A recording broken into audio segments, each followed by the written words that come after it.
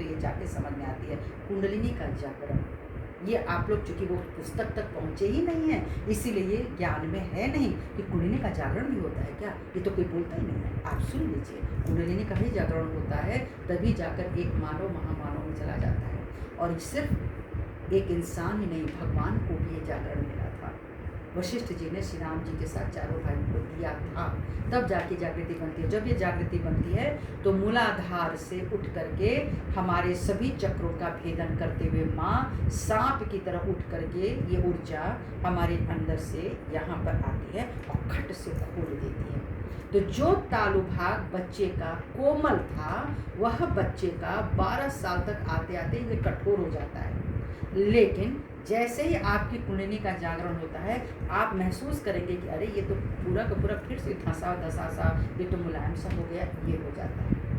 इसलिए इस स्थान का बहुत महत्व है कि आपका कोई चक्र भेदन हो और आपके सिर के तालु भाग से वो बाहर जाए और ब्रह्मांड से मिले। अभी तक हम सब ब्रह्मांड से कटे हैं, हमने कुछ सुन लिया, हमने कुछ देख लिया, तो मत समझिए कि ब्रह्मांडी शक्ति से आप मिल जाए। आपके तालु से उसको मिलना पड़ेगा।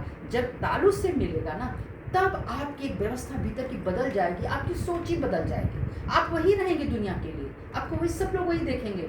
आपकी सोच बदल जाती है, सोच बदल जाती है तो आपका भाव बदल जाता है। आप वही कार्य करेंगे जो आपको मिला है। एक कसाई वही काम करेगा, वो काटेगा, लेकिन उसका भाव बदल चुका होगा। ये सिर्फ कर्म है प्रभु जो तुमने मुझे सौंपा है।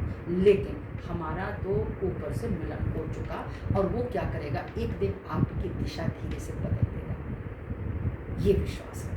तो कुंडलिनी जागरण के लिए ये विधा श्री माता जी ने बताया कि पहले बच्चों आप लोग इस चीज़ को समझ लो, फिर चाहे तुम दर्शन करो, चाहे तुम कुछ भजो, तुम कुछ भी करो, ठीक। इसी तरह से हम लोग जब, ये तो आपको ना भी बता दिया, ये गुरु धर्म है, ये आपका मानवता का धर्म है। जब आप यहाँ हृदय चक्र पे आते हैं तो यहाँ माँ जगनी जगदम्बिका बैठी होती हैं और हमेशा रहती हैं। जब आप छोटे से थे ना, जब आपको आग के सामने ले जाया गया, आप डर गए।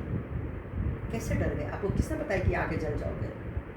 आपको बर्फ हाथ रख दे, बच्चा झटकार देगा, क्यों झटकारेगा? उसको क्या क्या ये सब कुछ अंदर नसें नाड़ी में बना दिया गया। किसने बनाया? माँ जगदम्बा ने। माँ जगदम्बा के सभी गण मौजूद रहते हैं कि इंसान के भीतर हर चीज़ पता होनी चाहिए, और सबके जानवरों के भीतर पैर रखिए, किसी जानवर पर छटपटा जाएगा वो। प्राणों की रक्षा करना सबको आता है, कैसे आता है? तो कुछ गुण तो भगवान ने सबके भीतर डाल दिए, लेकिन आपके भीतर ये डाला कि अगर आप अपने प्राणों की सुरक्षा चाहते हो तो दूसरों के भी प्राणों की सुरक्षा करना पड़ेगा। शिव जी का स्पंदन बताता है कि जिस तरह से मैं आपको प्यार करते हुए बराबर तुमको देख रहा हूँ, तुम क्या कर रहे हो, मैं यहाँ अंदर बैठ के चुपचाप तुमको देख रहा हूँ, तुम भी ऐसा करना कि जब तुम कहना प्रभु मेरी रक्षा करो, तो मैं तुमसे पूछ सकूँ कि तुमने किसकी रक्षा करी। श्री राजा राम यहाँ मर्यादा पुरुषोत्तम आपके दाहिनी तरफ, ये पिता का स्थान होता है, हृदय का बायां स्थान माता का होता है। दरअसल ये स्थान पिता का होता है, और ये आपके बीच में आपका होता है। उस आत्मा का, जो आत्मा जागृत हो जाती है वो बीच में होती है, वो भयभीत नहीं होती है।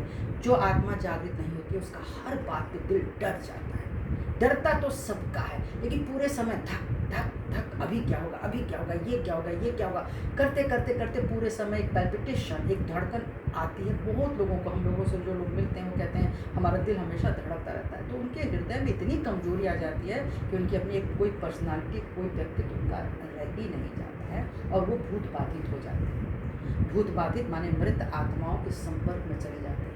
जो लोग हमेशा डरे होते हैं, जो लोग गलत गुरुओं के संपर्क में चले जाते हैं, गलत जगहों पे चले जाते हैं, मत्था टिका देते हैं, इसी माथे से, इन्हीं आंखों से, इसी सुनने से, इसी सूंघने से आपके भीतर ऐसी ऐसी जगहें हैं जहाँ से भूत बाधाएं आती हैं।